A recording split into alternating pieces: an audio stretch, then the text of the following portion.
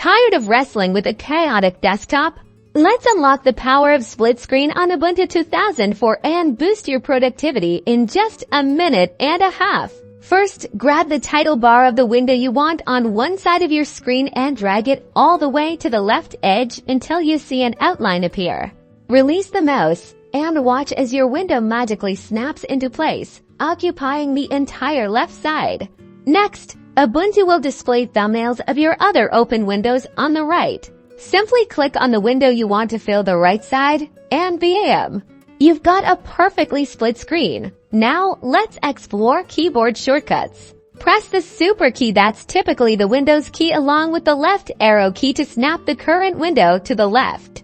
You guessed it, super key plus the right arrow key will snap it to the right. But wait, there's more. Ubuntu also offers multiple workspaces. Click on the workspace switcher located on the Ubuntu dock. Here you will be able to manage multiple workspaces.